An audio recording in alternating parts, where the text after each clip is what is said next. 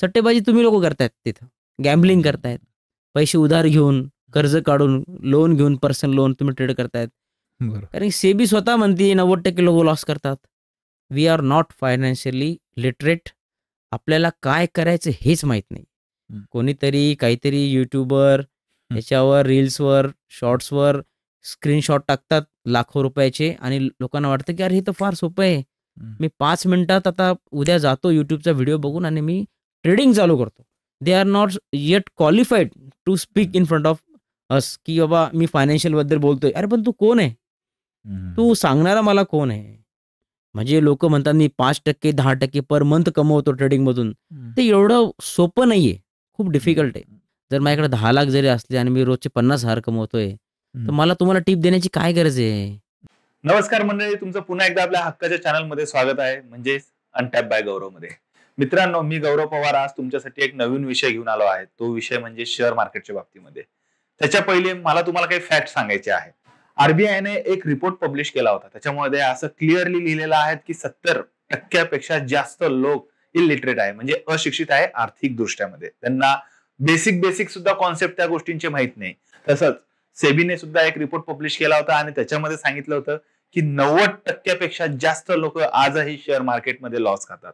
तर का हे लॉस होतात, काय याचे नेमकं कारण आहे, लिटरसी आपण कशी वाढवली गेली पाहिजे, फायनान्शियल अवेअरनेस काय असतं, ह्या सर्वांच्या बाबतीमध्ये आज आपण या पॉडकास्टमध्ये बोलणार आहोत.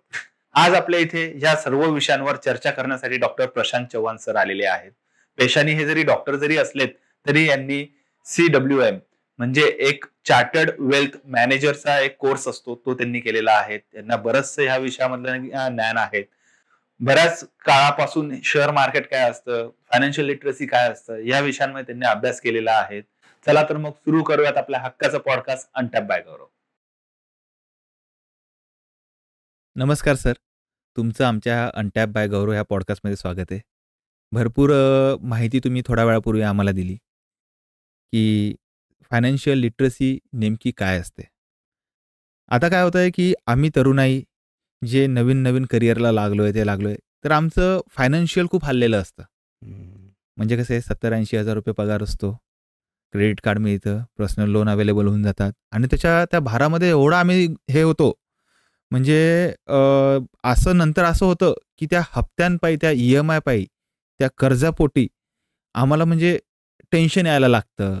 मग ऑफिसचा तणाव वेगळा आणि इथला तणाव वेगळा, ह्या गोष्टी व्हायला लागतात.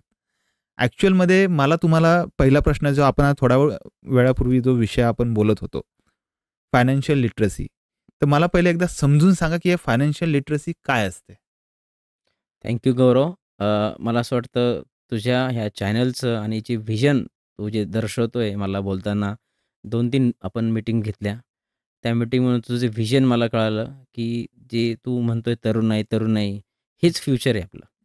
आपण जे जगामध्ये सगळीकडं आपली छाती मिरवत फिरतोय, India is the new global leader असं तसं, किंवा आपण 5 ट्रिलियन इकॉनॉमी होणार आहेत, तर हे आपलं तरुणाईंमुळं.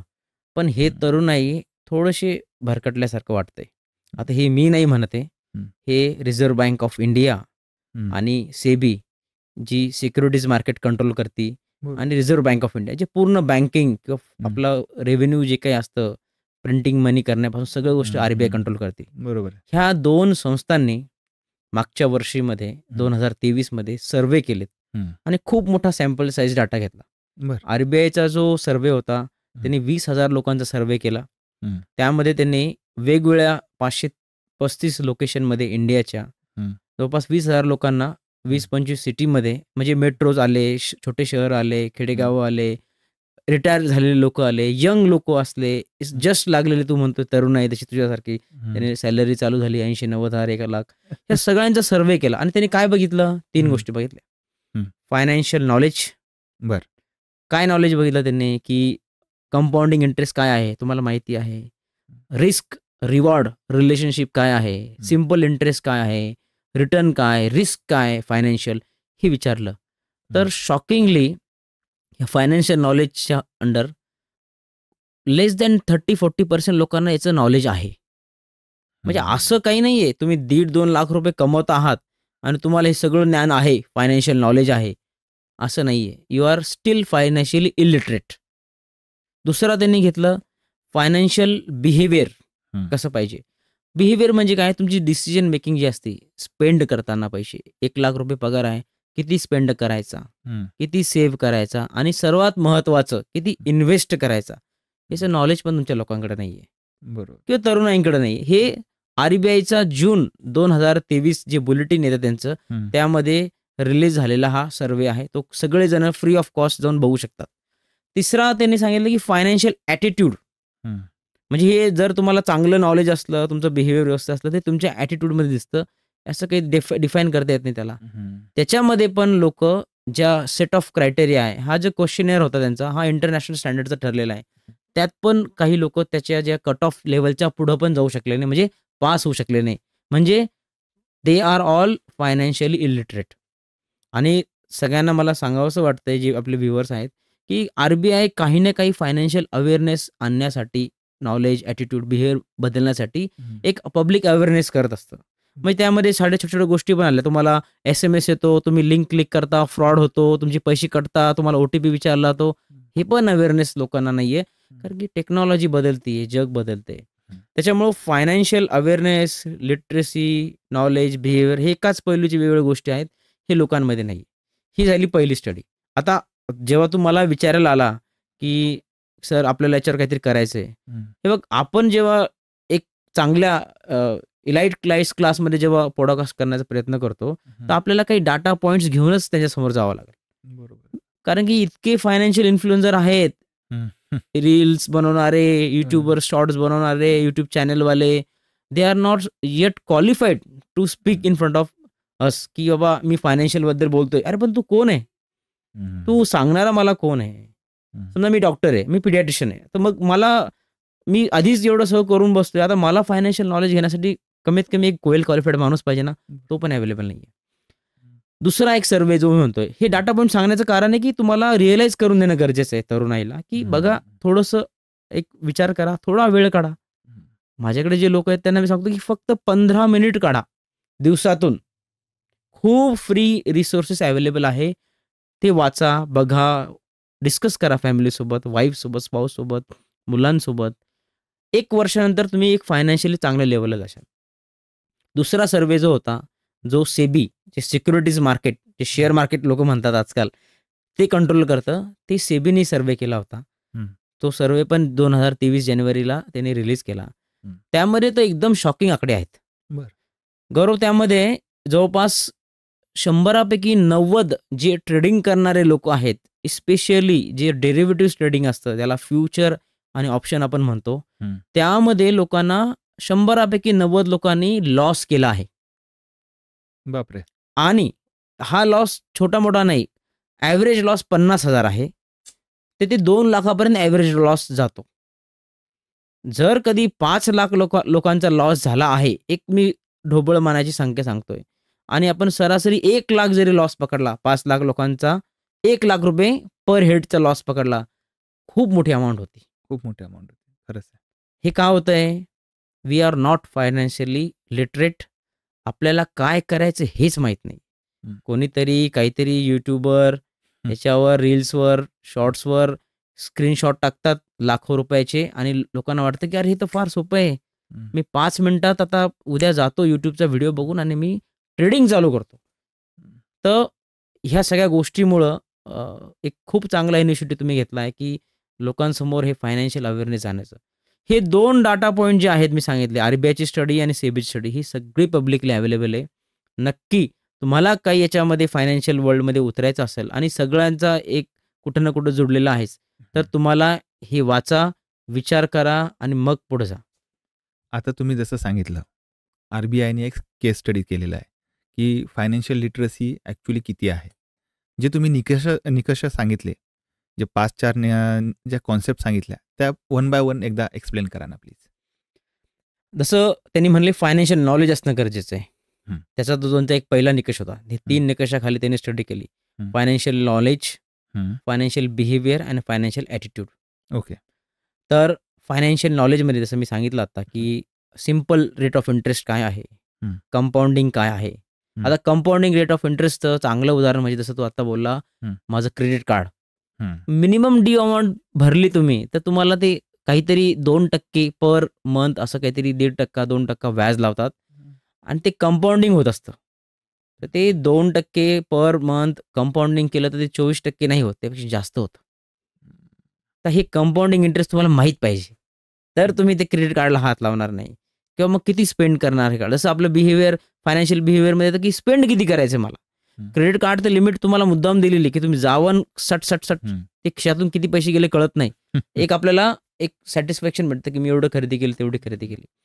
तर हे नॉलेज आपल्याला असणं गरजेचं आहे. बिहेवियर आपण जे म्हणतो स्पेंडिंग किती केली पाहिजे, त्याच्यानंतर तुमचं त्याचं सेव्ह महिन्याच्या महिना किती केलं पाहिजे. मंथली तुम्ही बजेट बनवताय का वाईफ सोबत बसून, तुमच्या मुलं यांच्यासोबत बसून किती खर्च होतोय, किती खर्च व्हायला पाहिजे, किती आपण वॉन्ट्स जे असतो ज्या गरजेच्या नसतात, नीड्स गरजेच्या असतात. म्हणजे नीड्स म्हणजे काय, तुझे लाईट बिल आहे, फोन बिल आहे, पेट्रोलचा खर्च आहे, तुझं रेंट आहे किंवा तुझं EMI आहे, हे नीड्स झाल्या. यांना तुला पहिले काहीतरी पैशाचं ॲलोकेशन करावंच लागेल मंथली. त्याच्यानंतर येतं तुमचं सेव्हिंग. आता हे फार महत्वाचं आहे. त्याच्यानंतर 20% तरी तुम्ही सेव्ह केलं पाहिजे. जे काही तुमचा मंथली पैसा येतो तो 20% सेव्ह केला पाहिजे, 50% नीड्सवर टाकला पाहिजे आणि शेवटचे 30% जे आहे ते वॉन्ट्सवर. म्हणजे वॉन्ट्स काय, मला मोबाईल घ्यायचा आहे, आयफोन, मला हॉलिडेज करायचे, मला डायनिंग करायचंय, मला मूव्ही बघायचंय. समजा तुम्ही नाही मूव्ही बघितली, 30% हवे तुमचे ऍडजस्ट झाले नाही. सेव्हिंग पहिले काय करायची आहे, जर तुम्ही वॉन्ट्स पहिले आणल्या तर वॉन्ट्सला काही लिमिटेशन नाहीये. 4 मूव्ही बघू शकता तुम्ही. साधारण 1000-1500 रुपये खर्च लागतोच मेट्रोमध्ये जाऊन मूव्ही बघायला.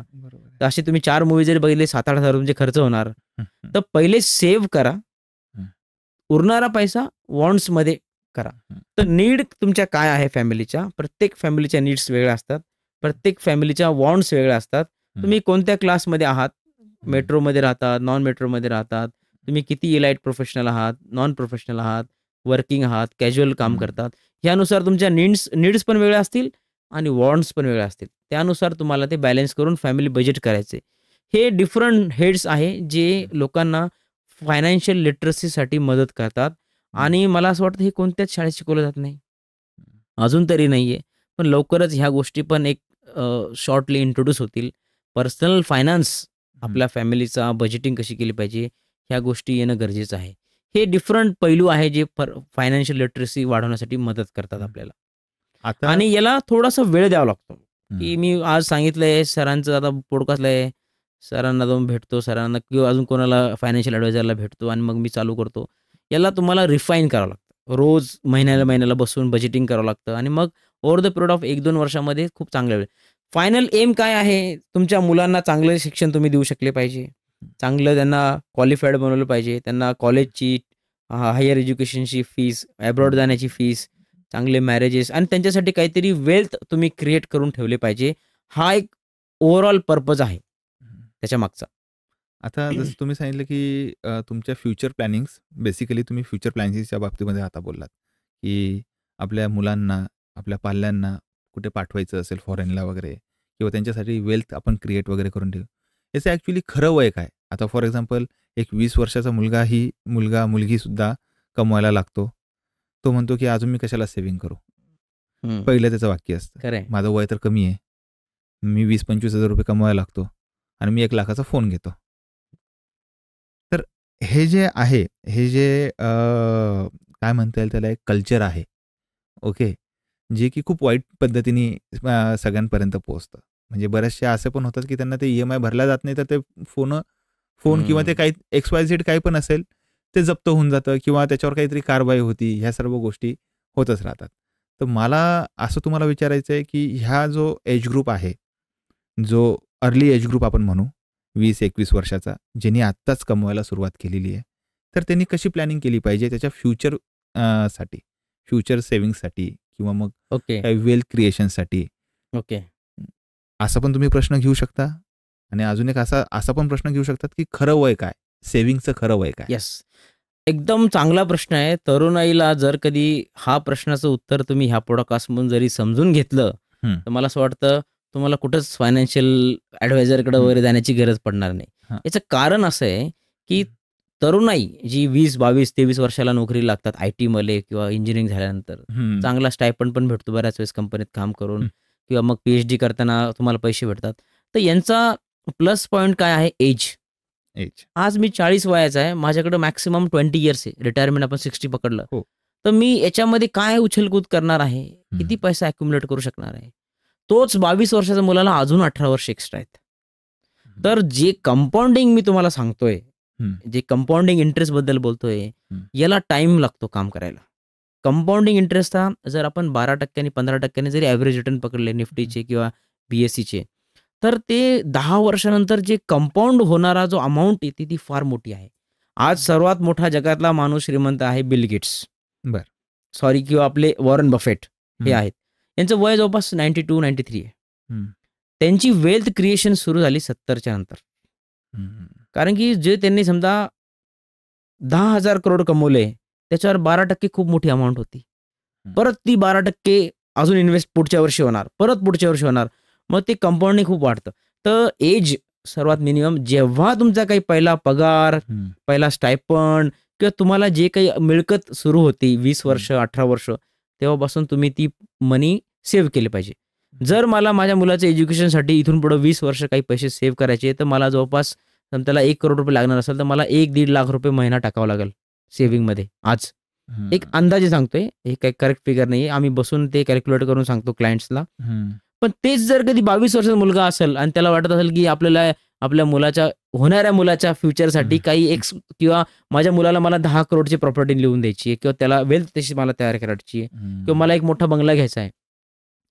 जर मला 1.5 लाख रुपये 1 लाख रुपये महिना आज सेव्ह करायला लागत असेल पुढच्या 20 वर्षासाठी, तर तेच त्या यंग मुलाला कमीत कमी 20 ते 22 हजारामध्ये सेव्हिंग जरी केली, तर तो तेवढ्या पिरियडमध्ये तेवढे जास्त वेल्थ क्रिएट करू शकतो.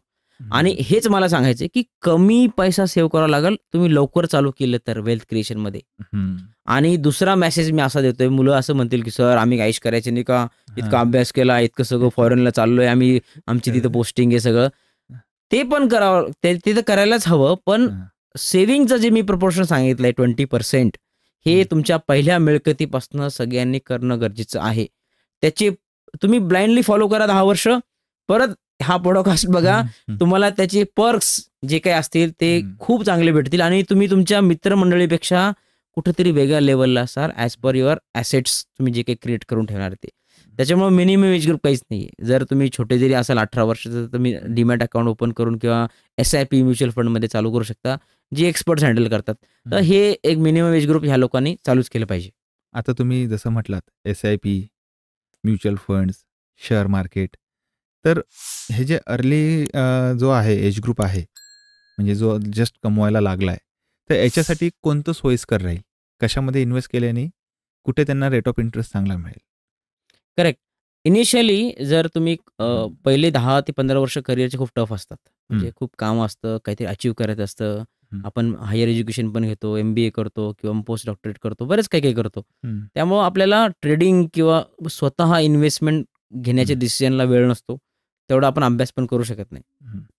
तर अशा वेळेस तुम्ही SIP म्हणजे म्युच्युअल फंड्समध्ये मंथली सेव्हिंग म्हणजे जी असते ती टाकणं गरजेचं आहे. त्यामध्ये तुम्हाला एक चांगला handsome return over the period of काही पिरियड मिळेल. याच्यामध्ये SIP मध्ये एक्सपर्ट्स जे असतात, फायनान्शियल इन्व्हेस्टमेंट करणारे, ते सगळ्या डिसिजन घेतात आणि ते तुमच्या ऑन द हाफ पैसे वेगवेगळ्या कंपनीजमध्ये इन्व्हेस्ट करतात. हे पूर्णतः 100% सेबी रेग्युलेटेड आणि कायदेशीर आहे.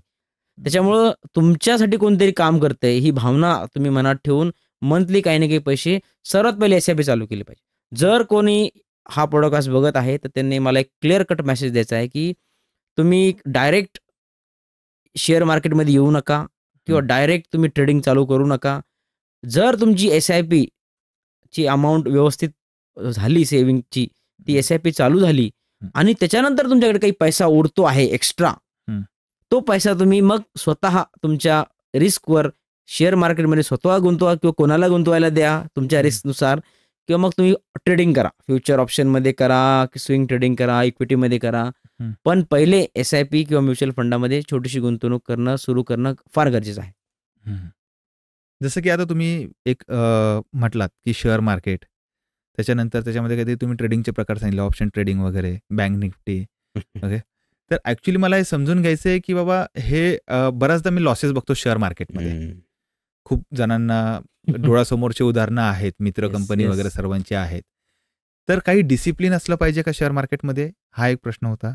आणि यालाच लागून दुसरा प्रश्न, हे जे ट्रेडिंगचे प्रकार आहे शेअर मार्केटमध्ये जे आहेत, ते थोडे समजून सांगा. ट्रेडिंग म्हणलं का माझ्या अंगावर काटा येतो. कारण की तुम्ही जसं म्हणता ना, हां.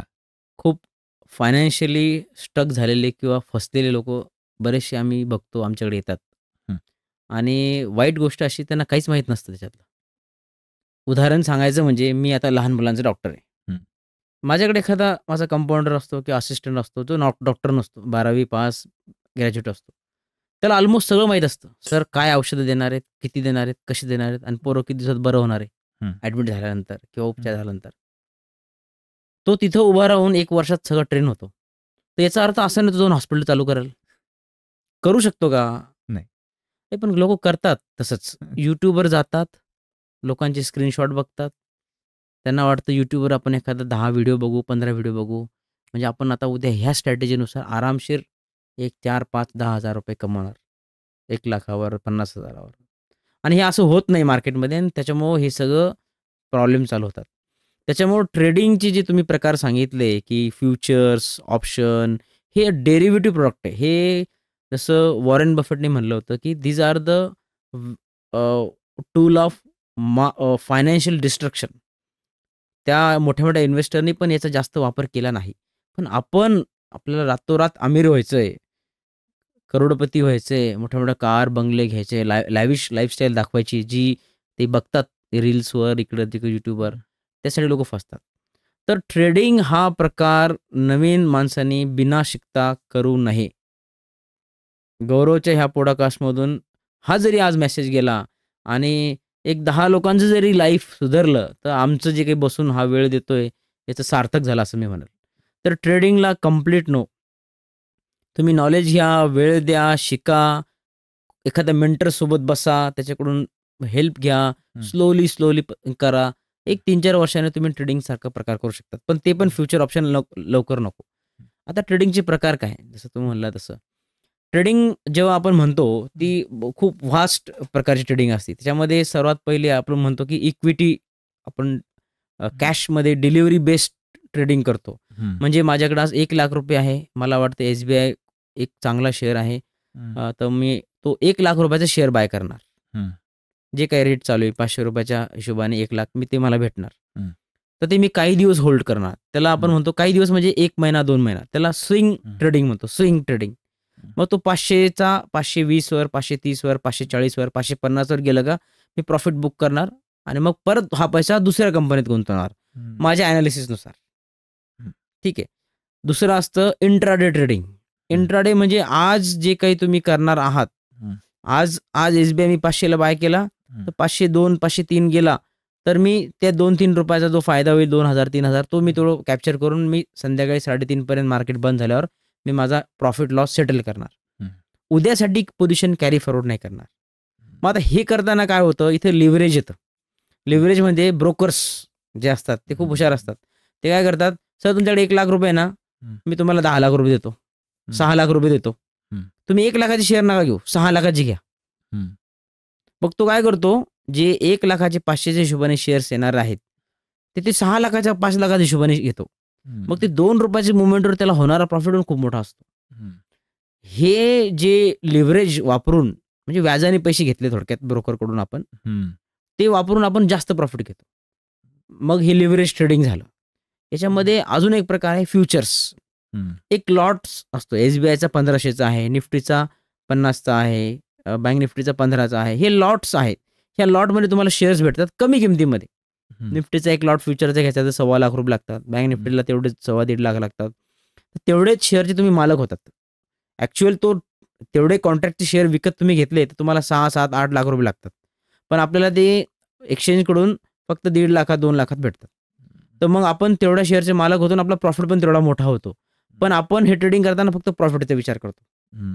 होणारा लॉस जर तुमच्या ॲनालिसिसनुसार झालं नाही, तो वर गेला नाही SBI, तोच 500चा 490वर आला, तर ₹10 तुम्ही एक लॉट घेतला असेल SBIचा, तर 1500 क्वांटिटी, ₹10 लॉस झाला आणि 1500 क्वांटिटी तुमच्याकडे आहे, तर 15,000चा लॉस तुम्हाला होणार.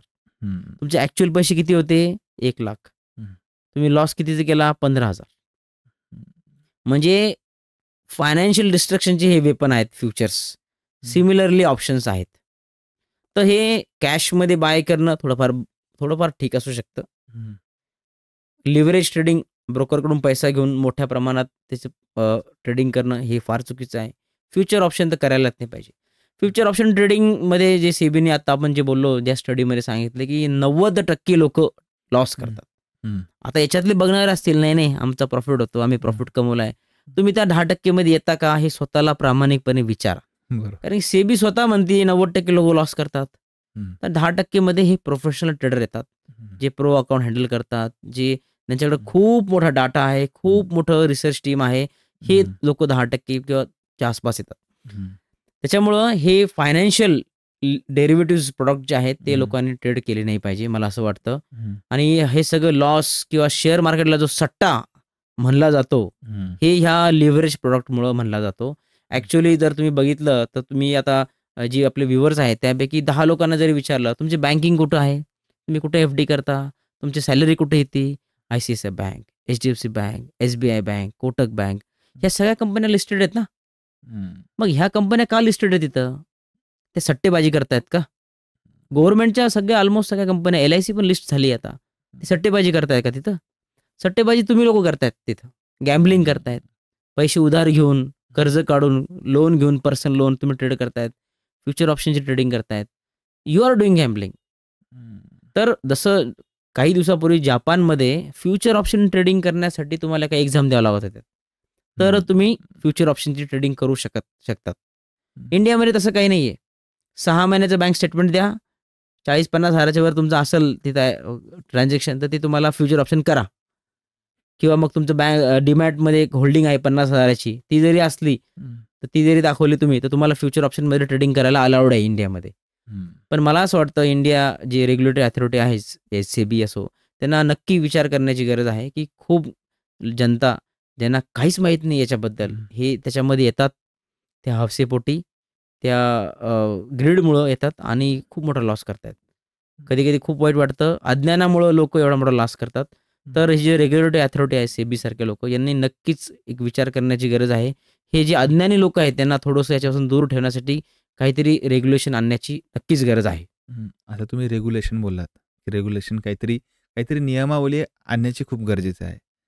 तर यालाच अनुसरून एक माझा प्रश्न, तुम्हाला असं वाटतं का की जशी पात्रता परीक्षा असते बऱ्याच गोष्टींसाठी, तशी शेअर मार्केटमध्ये ट्रेडिंग करण्यासाठी पण असायला पाहिजे? एकदम चांगला प्रश्न आहे आणि याच्यावर मला जे काही कल्पना आहे, सेबीमधले जे तज्ज्ञ लोक आहेत ते याच्यावर पण चर्चा करतायत. पण त्याच्यामध्ये काही हो म्हणणारे, काही नाही म्हणणारे लोक आहेत. त्याच्यामुळे ते डिसिजन मेकिंगवर काही येत नाहीत. फायनल कन्क्लुडिंग डिसिजन काही होत नाहीये. पण मला असं वाटतं जे फ्युचर ऑप्शनमध्ये ट्रेड करतात, त्याच्यावर नक्की काही ना काही बंधनं, काही ना काही एक छोट्या निवेशक जो असतो रिटेल ट्रेडर, त्याच्यासाठी न फसण्यासाठी आणले पाहिजे. त्यांना काहीतरी एज्युकेशनल ड्राईव्ह करून एक मिनिमल तुम्ही म्हणताय पात्रता एक्झाम असावी. काय असतं बाबा, कसं काम करतं फ्युचर्स, कसं काम करतं ऑप्शन, हे खूप वेगळे प्रोडक्ट आहेत. हे तुमच्या इक्विटीसारखे काम नाही करत, याचे खूप कॉम्प्लिकेटेड वर्किंग असतं. ते हे लोकांना बेसिक नॉलेज असणं गरजेचं आहे. त्यानंतरच मला जर काही सांगितलं तर मी 100% म्हणलं की एक पात्रता एक्झाम ठेवा, तरच ह्या लोकांना मध्ये होता. नाही तर त्यांच्या फॅमिली सफर होतात, त्यांचे मुलं बाळं सफर होतात, ते पण फायनान्शियल 5 वर्ष मागे चालले जातात, खूप प्रॉब्लेम होतात. तर एक काहीतरी लिमिटेशन पाहिजे किंवा 1-2 लाखाचा त्याचा लॉस झाला की त्याला 2 वर्ष बंद, 1 वर्ष बंद, एक्झाम दे, परत दे, किंवा त्याच्या इन्कमनुसार त्याला एक लिमिटेशन ठेवलं पाहिजे. एवढा लॉस झाला का त्याची फ्युचर ऑप्शनची ट्रेडिंग बंद केली पाहिजे. म्हणजे तुम्ही म्हणणार मी स्वतंत्र आहे, इंडियामध्ये राहतो, मी किती लॉस करेल, पण ॲज अ रेग्युलेटर काही तुम्हाला निर्बंध आणण्याची किंवा पात्रता एक्झाम ठेवण्याची नक्कीच गरज आहे. कोणी आणि कोणत्या ट्रेडिंगमध्ये काम करा, म्हणजे फॉर एक्झाम्पल यंगस्टरनी कशामध्ये पैसे अडकावे, कोणत्या ट्रेडिंगमध्ये कोणासाठी चांगलं असेल, या सर्व गोष्टी समजून घ्यायच्या. Yes, correct. यंगस्टरने तर मला असं वाटतं, जसं मी पहिले म्हणलं, SIP करा, म्युच्युअल फंडमध्ये पैसा गुंतवा. त्याच्यानंतर तुमच्याकडे एक्स्ट्रा पैसे उरत असेल तर तुम्ही थोडासा अभ्यास करा. तुम्हाला कशामध्ये ट्रेडिंग करायची, तुम्ही किती पैसा लॉस करू शकतात आणि तो तुम्ही बिअर करू शकतात. की मला 10 लाखाचा लॉस झाला, मला काही फरक पडणार नाही, मी मॅनेज करू शकतो, माझं फायनान्शियल बॅकग्राऊंड चांगलं आहे, माझं किंवा माझ्या फॅमिलीचं. तर अशा प्रकारे अनालिसिस करा आणि जे काही तुम्ही ट्रेडिंग करणार आहात, फ्युचर करा, ऑप्शन करा किंवा मग इक्विटीमध्ये करा, फंडामेंटल अनालिसिस करा, टेक्निकल अनालिसिस करा. त्याचा 1 वर्ष 6 महिने तरी अभ्यास करा. एखाद्या मेंटरला सोबत पकडा, त्याचं डोकं खा, त्याच्याकडून शिकून घ्या आणि मग त्यामध्ये उतरा. तसं मी म्हणले, माझा कंपाऊंडर जर हॉस्पिटल टाकू शकत नसेल, तर तुम्ही यूट्यूबचं चॅनल टाकून बघून कसं काय तुम्ही ट्रेडिंग चालू करताय. काही सेबीचे एक्झाम आहेत, NISMचे एक्झाम आहेत, बरेच प्रायव्हेट फर्म आहेत, छोटे मोठे एक्झाम घेतात, त्या तुम्ही ट्राय करू शकता, तुमचं नॉलेज टेस्ट करू शकतात आणि ट्रेडिंग करू शकतात. तर यंगस्टरनी आणि जे काही ज्यांचं फायनान्शियल त्यांचे रिसोर्सेस लिमिटेड आहे, त्या लोकांनी clear cut future option trading करू नये. तुम्हाला खूपच वाटतंय की मला इक्विटीमध्ये ट्रेड करायला पाहिजे, मला चांगले कंपनीचे शेअर अक्युमुलेट करून ठेवायला पाहिजे, तर तुम्ही नक्की तुमचा काही पैसा म्युच्युअल फंडाच्या गुंतवणुकीनंतर उरत असेल, तर तुम्ही तो पैसा एक चांगल्या चांगल्या कंपनीचे शेअर्स बाय करून ठेवा आणि लॉंग टर्मसाठी त्याला ठेवा. त्यात ट्रेडिंग अवॉइड करा. तुमचं खूप रिस्क ॲपेटाईट जास्त आहे, तर इनिशियली तुम्ही स्विंग ट्रेडिंग नावाचा प्रकार जो असतो, विदाऊट एनी लिव्हरेज, कोणतेही व्याजाचे पैसे न घेता स्वतःच्या पैशावर 5 लाखाचे आहे तुमच्याकडे पैसे, तर 5 लाखाचे शेअर घ्या. स्विंग ट्रेडिंग चालू करा. 1 वर्ष तुम्ही त्यात प्रॉफिटेबल राहिला, तर मग त्या जे काही प्रॉफिट तुमचा होतोय, 5 लाखावर 1 लाख प्रॉफिट झाला, तर 1 लाखाच्या प्रॉफिटवर तुम्ही फ्युचर ऑप्शनची ट्रेडिंग करून बघा. स्वतःला निर्बंध स्वतःची ठेवा. जसं तू म्हणतोय डिसिप्लिन. हेच लोकांना नाही, त्या ग्रीड पायी त्या येणाऱ्या 10 लाखाच्या प्रॉफिटचे स्क्रीनशॉट बघतात, ते त्यांना वाटतं की आता मला पण एवढे यायला पाहिजे. ते डिसिप्लिन विसरून जातात. त्याला आम्ही रिस्क मॅनेजमेंट म्हणतो. आमच्या ट्रेडिंग जे काही आम्ही लोकांना सांगतो की शिकवतो, की आम्ही सांगतो की 2 ते 5% ठेवा. तुम्ही जे एक ट्रेड लावताना त्या ट्रेडमध्ये 2 ते 5% तुम्ही रिस्क ॲपेटाईट ठेवा. 2% जरी पकडलं आपण, तर 2% जर पकडलं तर तुम्हाला जवळपास 50 ट्रेड कंटिन्युअस लॉसमध्ये जावं लागेल, तर तुमची 1 लाख झिरो होतील. तर मी जे लोक फ्युचर ऑप्शनमध्ये जाणार आहेत, जो प्रॉफिट स्विंग ट्रेडिंगमध्ये झाला आहे, त्याचा मग तुम्ही फ्युचर ऑप्शनमध्ये जा.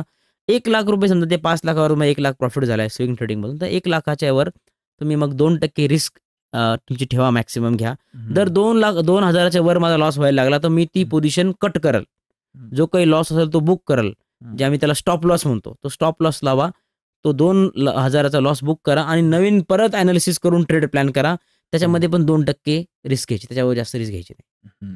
खूप बोरिंग वाटेल जे लोक बघताय ना, जे लोक रोजचे 10-15,000 किंवा 1 लाख 2 लाख काढतात किंवा लॉस पण तेवढा मोठा करतात, त्यांना वाटेल 2% 2,000 कुठं सांगतात, पण हे डिसिप्लिन आहे. ह्याच प्रकारे इन्स्टिट्यूट्स जे मोठे मोठे हजारो करोड रुपये, मॉर्गन स्टॅनली, JP मॉर्गन, आपल्या ज्या मोठ्या मोठ्या बँक्स आहेत, तुमची SIPचे जे पैसा जातो, HDFC आहे, ICICI बँक्स आहेत, हे सगळे लोक ह्याच प्रकारे रिस्क मॅनेजमेंट करून पैसा मॅनेज करतात. पण आपण रिटेल ट्रेडर ते करत नाही. तर तू जर म्हणत असेल ट्रेडिंग करायची, तर पहिले स्विंग ट्रेडिंग, त्यानंतर मग त्याच्यातल्या प्रॉफिटमध्ये future option trading after proper learning with mentor, तुम्ही काहीतरी एक कॅपिटल रिस्कचं ठेवून मग ते ट्रेडिंग करायला पाहिजे. बरोबर आहे.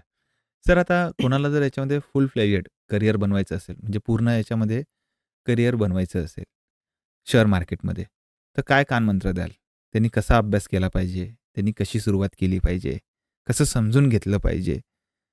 हा एक प्रश्न आहे. पण याच्या अगोदर मला हो किंवा नाही सांगा, की फुल टाईम करिअर याच्यामध्ये करता येऊ शकतं का? येस, डेफिनेटली करिअर करता येऊ शकतं. जसं उदाहरणार्थ द्यायचं म्हणल्यावर, मी आता डॉक्टर आहे. 12 वर्ष मी शिक्षण घेतले. MBBS नंतर लहान मुलांचं शिक्षण, फेलोशिप वगैरे सगळं, काही इंटर्नशिप, काही गव्हर्नमेंट जॉब वगैरे सगळं, काही लेक्चरशिप गव्हर्नमेंटच्या हॉस्पिटलमध्ये करून मी हॉस्पिटल टाकलं. आज मला शिक्षण झाल्यानंतर मला हॉस्पिटल टाकावं लागलं. त्यासाठी चांगली इन्व्हेस्टमेंट करावं लागली. त्याच्यानंतर मला अर्निंग चालू होती. जसं तू म्हणतो करिअर करायचं, म्हणजे your source of income will be trading only. तर मी समजा कधी एक 5 करोड रुपयाचं हॉस्पिटल उभं करतोय, तर मला 2 करोड रुपये प्रॉफिट होईल का वर्षाला? होईल का? तर एक्सपेक्टेशन जे लोकांची आहे ट्रेडिंगमधून, ही चुकीची आहेत. तर तुम्हाला ट्रेडिंग करायची आहे, बिझनेस फुल टाईम करायचा, जसं मी करतो हॉस्पिटलचा, तसं तुम्हाला ट्रेडिंगपासून एक्सपेक्टेशन पण रिअल ठेवावं लागतील. म्हणजे लोक म्हणतात मी 5%, 10% पर मंथ कमवतो ट्रेडिंगमधून, ते एवढं सोपं नाहीये, खूप डिफिकल्ट आहे. तुम्ही 2%, 3%, 1%, 1.5% असं म्हणा, ते येऊ शकतं आरामशीर. पण 10% काढणारे लोक जास्त दिवस टिकत नाही किंवा त्यांची ते हिस्ट्री होतात. ट्रेडिंगमध्ये करिअर करण्यासाठी सर्वात पहिले व्यवस्थित क्वालिफाईड व्हा स्वतः. शेअर मार्केटच्या संदर्भातलं म्हणते. वेळ एज्युकेशन घ्या, तुमचं रिस्क ॲपेटाईट डिफाईन करा आणि स्लोली जा. तुमचं करिअर असेल ना तर स्लोली जा. एक 10 वर्षानंतर तुम्ही ती मोठे प्रॉफिट्स, मोठी इन्व्हेस्टमेंट करा आणि त्यातून पैसे कमवा. पण डायरेक्ट जंप करू नका. तर हा जो वेळ घेणा प्रोसिजर आहे 2, 3, 4 वर्षाचा, हे लोकं त्याला तयार नसतात. बरोबर आहे. आणि त्याच्यामुळे आपण डायरेक्ट कधी-कधी हो उत्तर देत नाही याचं. पण मला असं वाटतं हा चॅनल चांगले लोकं बघतायत तर त्यांनी समजून घेतील आणि थोड्या स्लो प्रोसेस, पेनफुल प्रोसेस, म्हणजे जसं मी 12 वर्ष लावले माझं लहान मुलांचा पीडियाट्रिशियन व्हायला, तसं त्यांना पण एक 3-4 वर्ष देऊन सगळं अभ्यास करून, रिस्क ॲनालिसिस करून मग तुम्ही फुल टाईम ट्रेडर नक्की बनू शकतात. ह्याच्यामध्ये काही असं म्हणजे वाटत नाही मला की इम्पॉसिबल साऱ्या गोष्टी काही आहे.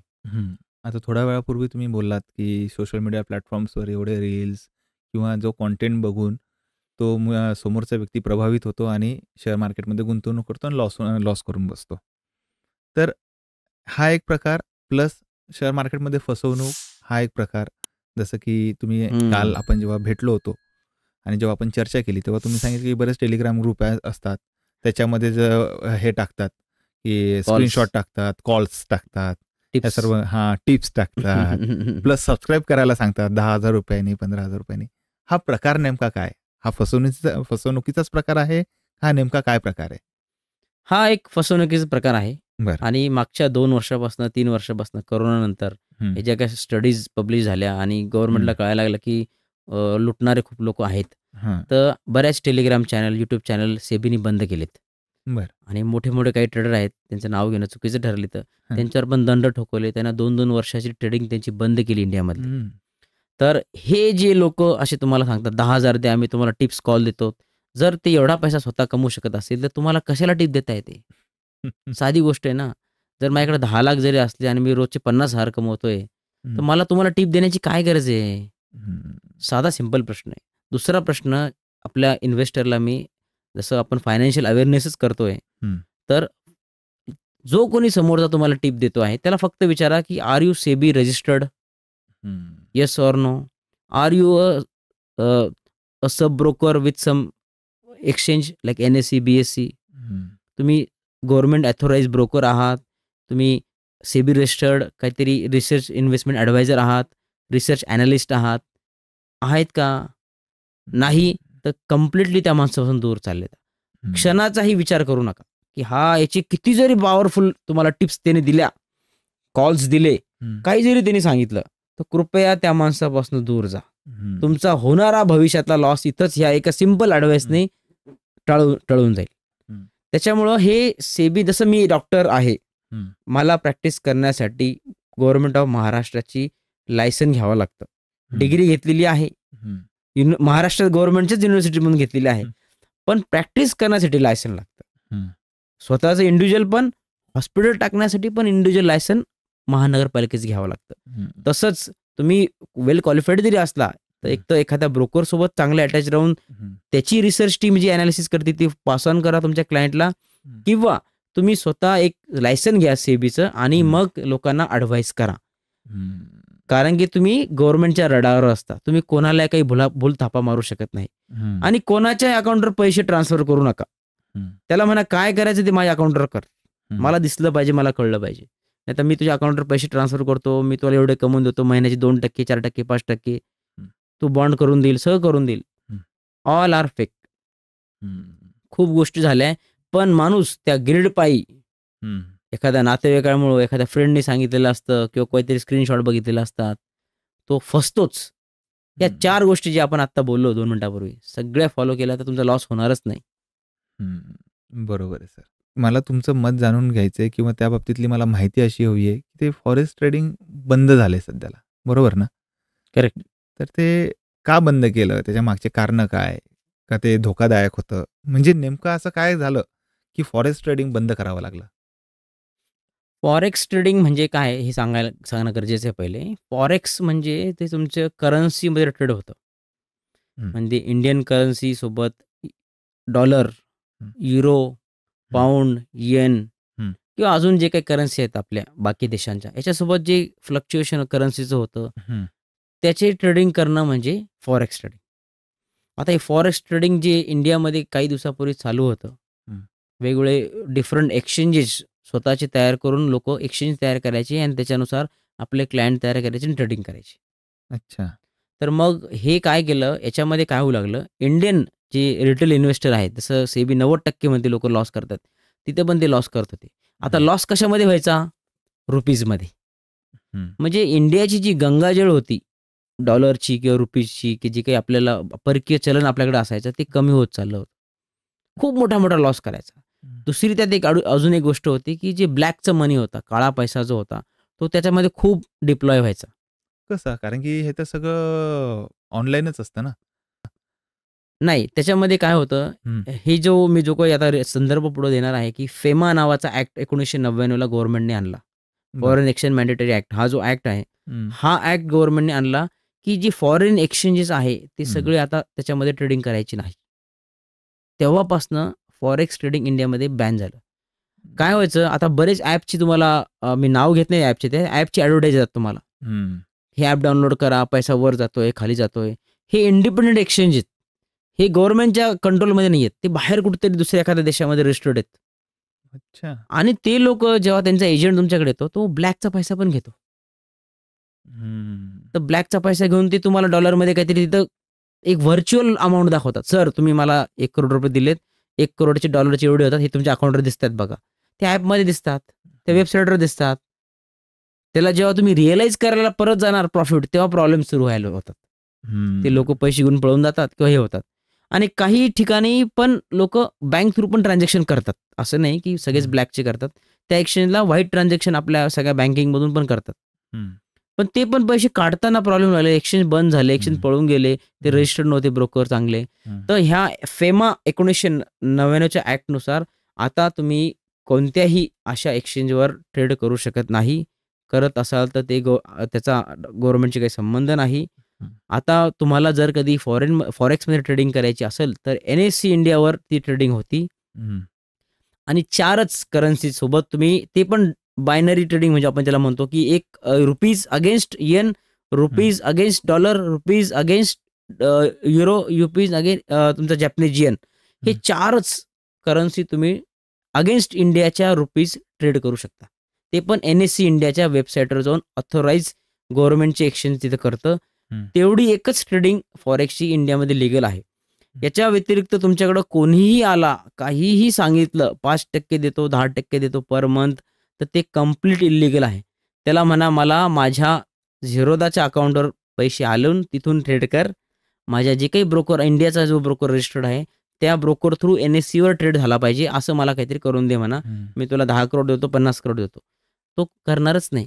कारण की ह्या फेमा ऍक्टनुसार तुम्ही जी काही याच्या व्यतिरिक्त ट्रेड करणार आहे फॉरेक्समध्ये, ह्या 4 करन्सीच्या व्यतिरिक्त पण जे करणार आहेत ते कम्प्लिटली इलिगल कन्सिडर होत जातात.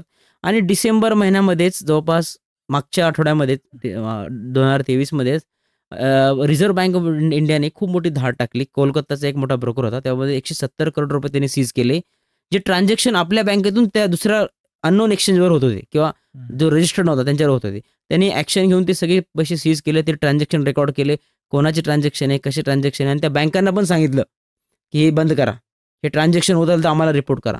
तर एवढं स्ट्रिक्ट RBI आणि सेबी पण होत आहे. त्याच्यामुळे फॉरेक्स ट्रेडिंग कोणी सांगत असेल तर दिस इज कम्प्लिटली इलिगल.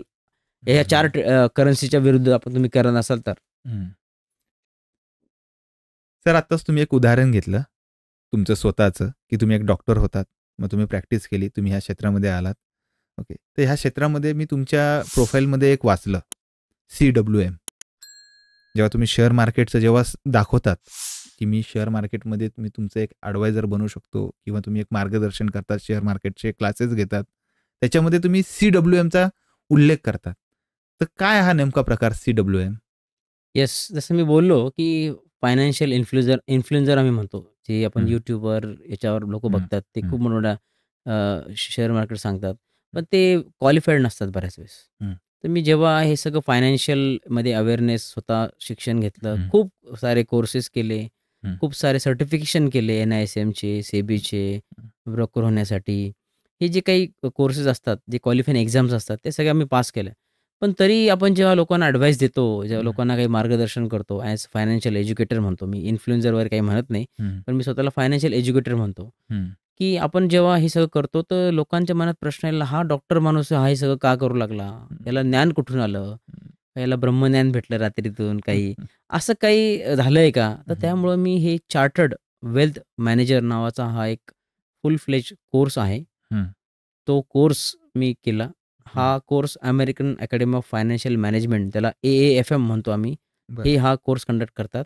आणि सेबीची पण तर्फे हा कोर्स पण एक अप्रूव्ड आहे, की तुम्ही याला चांगला कोर्स आहे आणि तुम्ही वेल्थ मॅनेजमेंट ह्या कोर्स नंतर सेबीचे लायसन घेऊन करू शकतात.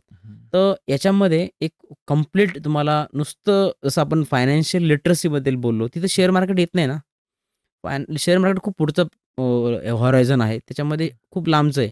पण फायनान्शियल लिटरसी, बिहेवियर, ॲटिट्यूड, म्हणजे त्याच्यामध्ये इन्शुरन्स कोणता घेतला पाहिजे, किती घेतला पाहिजे, हेल्थ इन्शुरन्स आहे, इंडिमिटी इन्शुरन्स आहे, तुमचं इन्व्हेस्टमेंट आहे, वेल्थ प्लॅनिंग आहे, इस्टेट प्लॅनिंग आहे, रिस्क मॅनेजमेंट आहे. खूप मोठा हॉरायझन आहे. म्हणजे रिअल इस्टेटचं ॲनालिसिस कसं केलं पाहिजे, हे सगळं ह्या कोर्समध्ये इन डिटेल शिकवलं जातं. जेणेकरून मी जर कधी उद्या काही तुम्हाला ॲडव्हाइस देणार आहे, तुमच्या काही फायनान्शियल एज्युकेशन तुम्हाला देणार आहेत, किंवा तुमच्या काही तुम्हाला मदत करणार आहे इन्व्हेस्टमेंटसाठी, वेल्थ मॅनेजमेंटसाठी, इस्टेट प्लॅनिंगसाठी, तर मला ह्या सगळ्या गोष्टींचा परिपूर्ण अभ्यास, एक्झाम देऊन मी क्लिअरफाय करून, प्रोजेक्ट्स वगैरे आम्हाला असतात, सगळे क्लिअर करून हे झालो आहे. जेणेकरून समोरच्याला पण कॉन्फिडन्स आला पाहिजे, की आपण एक कोणत्यातरी अशाच YouTubeवर ऐकलेल्या, शिकलेल्या माणसाकडून फायनान्शियल एज्युकेशन तर घेत नाही आहे, नॉलेज तरी घेत नाही किंवा ॲडवाईस घेत नाही आहे. त्याच्यामुळं मी हा CWM हा कोर्स केला. मागचे 2 वर्ष याच्यासाठी बरंच हॉस्पिटल सांभाळून मी शिकलो. कारण की मला असं वाटतं, आपण कोणाला काही माहिती देतोय, शिकवतोय, तर आपण स्वतः वेल क्वालिफाईड असणं गरजेचं आहे. आणि तेच मला ह्या तुझ्या YouTube चॅनलवरून लोकांना सांगायचं आहे, की नक्की बघा कोण माणूस तुम्हाला ज्ञान देतोय, तो क्वालिफाईड आहे का, चार्टर्ड आहे का, सर्टिफाईड आहे का, हे बघा आणि मग त्याच्यावर विश्वास ठेवा. नाहीतर तुमचे पैसे, मेहनतीचे पैसे कोणाच्या हातात कृपया देऊ नका. हे माझं एक कळकळीची विनंती लोकांना आहे. त्यामुळे मी आता CWM हे लावतोय. बऱ्याच लोकांना हे माहीत नाही आहे CWM काय आहे.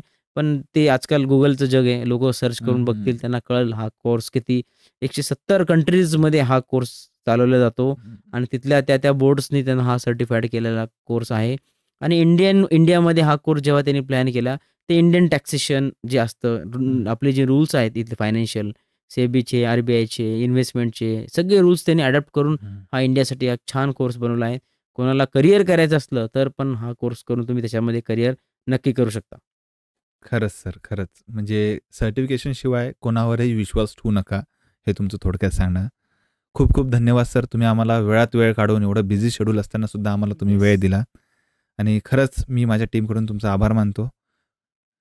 पुन्हा एकदा हे असं मार्गदर्शन आम्हाला मिळालं, याच्या बाबतीमध्ये आम्ही खूप समाधानी आहेत. असंच तुमचं मार्गदर्शन आम्हाला सदैव मिळू द्या.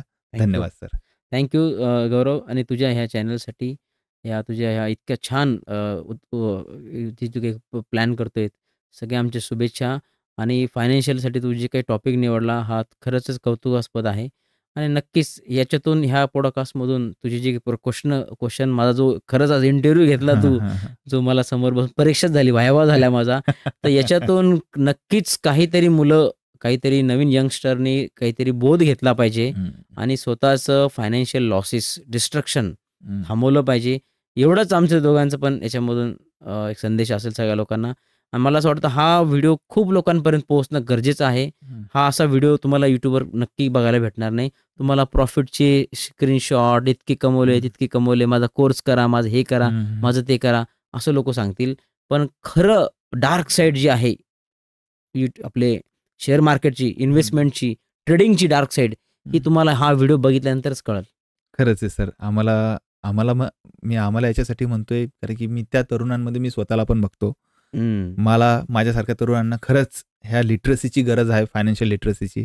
Thank you sir. Thank you so much. Thank you.